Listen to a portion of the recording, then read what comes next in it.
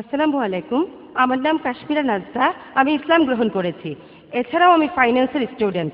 আমার প্রশ্নটা হলো, আপনি আপনার লেকচারে বললেন যে কোরআনে কোনো অসঙ্গতি নেই, ঠিক আছে, কিন্তু পবিত্র কোরআনে একটা আয়াত আছে, আমি রেফারেন্সটা ঠিক জানি না, তবে আল্লাহ পবিত্র কোরআনে বলেছেন যে তিনি কিছু মানুষের হৃদয় মোহর করে দিয়েছেন। কিন্তু আমরা সবাই জানি যে মানুষের চিন্তা করে ব্রেন, আর কোরআন বলেছে মন। এটা একটু পরিষ্কার করবেন?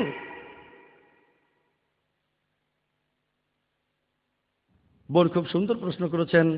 আমিও আপনাকে 3বার অভিনন্দন জানাই ইসলাম গ্রহণ করার জন্য। আপনি বললেন যে আল্লাহ পবিত্র কোরআনে বলেছেন, আমিও তার সঙ্গে একমত, যে আল্লাহ হৃদয় বন্ধ করে দেন, মোহর লাগিয়ে দেন তার হৃদয়ে। আর এতে করে সে লোকগুলো কাছে আসে না, সত্যের কাছে আসে না, তাদের হৃদয়ে মোহর দেয়। বোন এখানে প্রশ্ন করলেন যে এখন বিজ্ঞান উন্নত হয়েছে আর আমরা জানি যে ব্রেন দিয়ে আমরা সব চিন্তা ভাবনা করি, হৃদয় ভাবে না।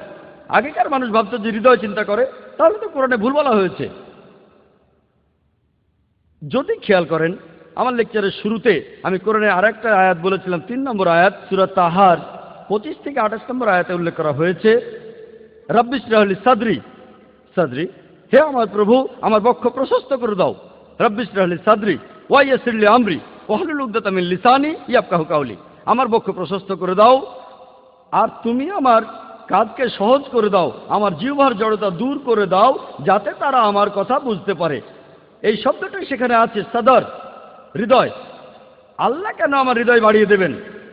আরবি শব্দ সাদর, এটার দুটো অর্থ আছে, একটা হলো হৃদয় আর অন্যটা হলো কেন্দ্র। যদি আপনারা করাচি যান, দেখবেন অমুক জিনিসের সদর, তমুক জিনিসের সদর, অমুক জিনিসের কেন্দ্র। তাহলে আরবি সদর শব্দটার একটা অর্থ হৃদয় আর একটা অর্থ কেন্দ্র। তাহলে এখানে কোরআন বলছে আমি তাদের কেন্দ্র মোহর করে দিয়েছি, ব্রেন। আমি আল্লাহ তাআলাকে বলছি রব্বি ইশরাহ লি সাদরি, হে আমার প্রভু আমার কেন্দ্র প্রশস্ত করো, আমার বুদ্ধি।